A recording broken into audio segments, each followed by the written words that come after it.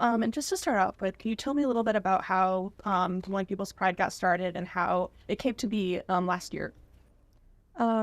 Yeah, last year I had kind of been dreamscaping of a new event in Des Moines where it was more focused on local vendors and local performers, away from cops and corporations. And I really wanted to see an event that was more indicative of the queer community that me and my friends are around day to day. And so last year I was given the contact for someone who started Minneapolis People's Pride, and that kind of like really got me inspired to know that that can happen here. And so last year I did a lot of it last year, but this year we have a whole committee and it's so great. Yeah. And how did you get involved, Apple? Really brought in by Leah, a part of some of the like early planning, and I helped out in terms of organizing last year. I did emceeing, and this year just continuing it on and expanding the network of folks who are participating and helping to like organize and do all this, the work that Leah was doing largely solo last year. Right. Can you kind of describe to me what the event last year was like the atmosphere, what was happening, what was it like to be there? Perfect. To be quite honest, and I say this to everyone I meet, I'm Des Moines People's Pride walking billboard everywhere I go, because it is, to me, a perfect pride event or a perfect community event. A lot of vendors, as Leah's already spoken to, all local performances. We had a lot of free activities. I think, in terms of like the atmosphere, it was very, the word accessible keeps coming to mind. It was easy to navigate. There's a lot of open space. We like intentionally kept the music like kind of low, joyful. We definitely had moments where we were bringing people on stage to speak to things that they were really happy to see in the community or participate within the community, and very connective. I got to expand my network while I was there. And I think this year is just building so much off of that. So perfect. I'll be honest, I was anxious the entire day. Like I really don't think I got a good feel for like what it was like, because I was just like drenched in sweat the entire day, because I was just like, I hope people show up, and I think the turnout was good. And like all the feedback that I got was like really, really lovely last year. So I'm really excited for this year. Talk to me a little bit about the feedback you got. What were you hearing from people after that first event?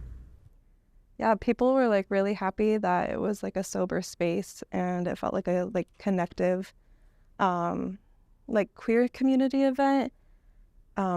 I think people were really, glad to see like the community that they're a part of every day, rather than like being passed out like large corporation merchandise from like Amazon and stuff like that. So I think it was really cool for people to like see their community all in one space. And it was a really family friendly event too, I would say. Like we had like a free planting activity last year, where our friends Kennedy and Ari helped make these like planter bombs that kids could make. And I think something largely last year too was like the free book exchange, where we collected like books that people like were getting rid of, like queer and leftist books, and people could like go through them the day of the event and take them home with them. And this year we're doing that again and partnered with like 3 bookstores, the Little Book, Story House, and Reading in Public, and people can like drop off their books or buy new books there to do again this yeyear. Now we're in the second year of this event, right? You're looking forward to it. Not this weekend, but next weekend. Yes. June 15th. June 15th. What's new? What are you changing, if anything, this year? What should people expect to see? Fantastic question. So people can expect to see everything that they saw last year is being brought in this year, except more. So last year, what did we have? Some like 30 local vendors. This year, it's going to be almost 50. Again, all local vendors. There's no vendor fee for folks to participate. Again, really trying to keep it as accessible to people as possible. This year, we will also have, just like last year, we'll have queer resources, we'll have medics on hand, we're going to have free mocktails. This year, those mocktails will include a sugar-free option or a diabetic-friendly one. We're very excited. We're going to have food. Last year, our food truck was Hey Sweetie. This year, Hey Sweetie is still participating, but we have free food provided from them in partnership with funds that we got donated from a local community member. So we're providing free food for 300 people. Mocktails, 50 vendors, the book exchange. The book exchange. Also, we're really excited. We're doing a queer elders panel, which will be new this year, and also speed dating. So, yeah.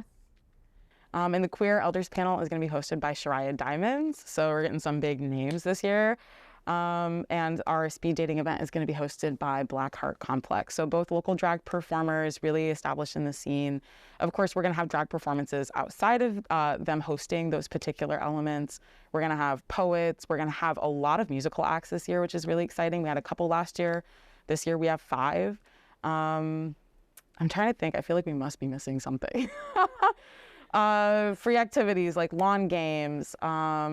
The Book Exchange, Common Love participated last year. And if you don't know, Common Love is a free clothing pop-up that provides clothes, other resources. Highly recommend you check them out if you haven't. I have not bought clothes in the last year. Yeah, seriously. It's fantastic. Yeah. And they told us they were saving a lot of great items for our event. So you get to walk in, get clothes, and walk out. You can do it's such a weird feeling the first time. But they'll be there. We're going to have bingo, and there will be prizes for our bingo players. So make sure you grab a sheet at the start of the event. Yeah. That surely can't be it. No, I feel like it's close to being it, but it'll be a couple hours longer this year too. Yeah, there's gonna be more time. That was probably like the one feedback that I heard from folks outside of. They wanted it to be longer. Yeah, they wanted more time, and then also really wish they had gotten to go because some folks just like, weren't able to make it. So. Well, that's always good feedback to get, that you people were there for longer. They wish that they could have gone, right? Yeah. So that's testament to the work too, what they're doing. Let's talk a little bit about your mission of keeping cops and corporations out of this event. What does that mean to you, and why is it so important in today's landscape? I think the term, it's on my shirt, no cops at Pride. We didn't come up with that. It's been around for a while, and that is particularly because of the police's relationship to the queer community, which, has been, the wrong word to use is fraught. It's the right word, but I don't think it speaks to the gravity. But, it's been horrific. It's been horrific. That's a great word, yeah. Police police have acted as folks who kept queer people out of public spaces, who essentially enforced laws, that were homophobic, enforced violence. When we think about, historic queer events, and you think about Stonewall, that was in relation to like police violence in a queer space, which was, very prevalent. And also our attendees who are coming this year, many of them have current, relevant, difficult histories of violence with DMPD. So it's really important. And when we come back to words like accessible, and when we come back to words like the space is like, we're really trying to reach as many members. And part of the reason that, Leah was so gung-ho about organizing this last year was very specifically like to have a queer celebration in Des Moines that was away from people who historically and presently, currently commit violence against the queer community. So it's an aspect of safety, and also same thing with corporations, we have a lot of amazing queer creators here now, today. We want to give them money. We don't want to, where possible, we don't want to make waste or trash. So while we're of course happy, to see social consideration and see anyone publicly in support of like the LGBTQ community, large corporation or not, when it comes to having an event like Pride, which is about celebrating queer joy, resistance, survival, thriving, identity, all of those things. I think it's really, really important, to highlight and keep that emphasis, that money, that energy, that support with the folks who are within our community, as opposed to folks who don't live in our community and are, purely participating in terms of profit. So.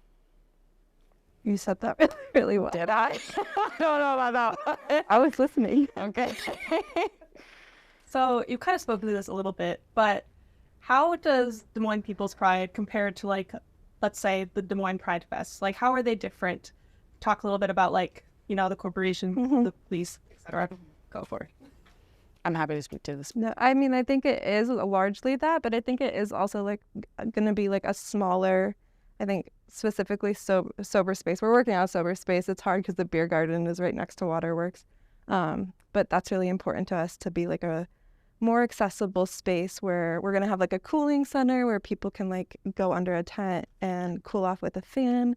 And we're going to have masks be required this year. We really want it to be like a space where everyone can feel like they can participate and, join the event the way they are. Yeah. I think it really serves to fill, like Des Moines People's Pride serves to fill a gap that because of the size, because of the nature, because of the history, that capital city pride, like there are some gaps, right? So we want to see community events proliferate. I think also Des Moines People's Pride is very centered on connecting community and also uplifting community. One thing I think we really want folks to take from this event is that they have the capacity and the power themselves today to create the things that they want to see. And this was something we wanted to see. Like Leah wanted to see a space where folks could participate and celebrate and be joyful outside of police presence. And come to Des Moines People's Pride and you're going to see what that looks like. And it's really, really amazing.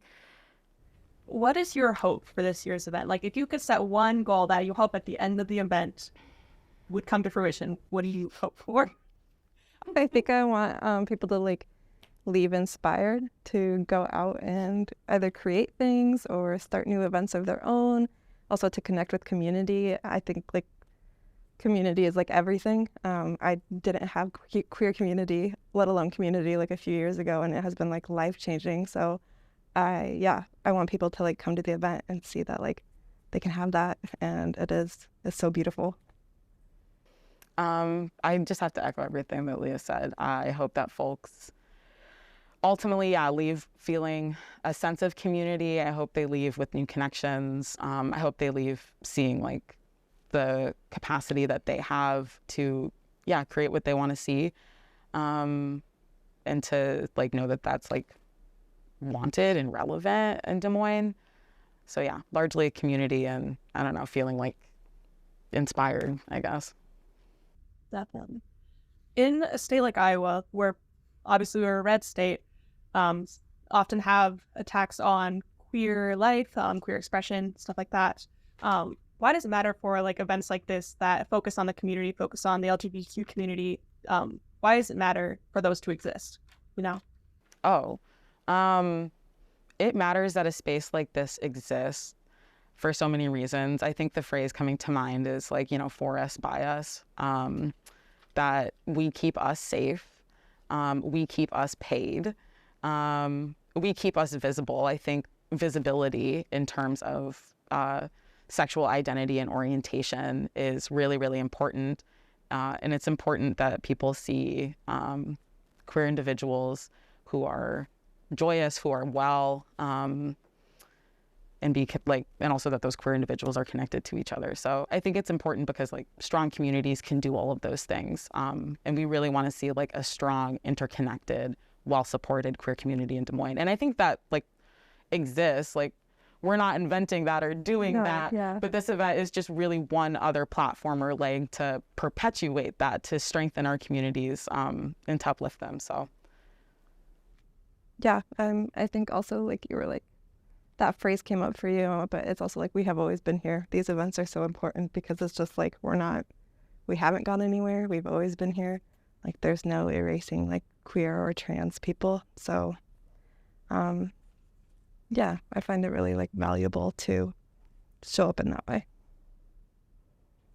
We had kind of mentioned the phrase queer joy a few times in this conversation. Can you each tell me what queer joy means to you? Just a little fun question. Hey. I'm thinking. To me, it means like being around a table with my friends and eating food and laughing. It really does. I think to me, it is the sense of trying to think of a word that encompasses it, but I think seeing myself and others in a way that is really intangible and unspoken. but you just like, yeah, you just enter a space or a room and you know that people are with you and you know exactly how and why without anything being said.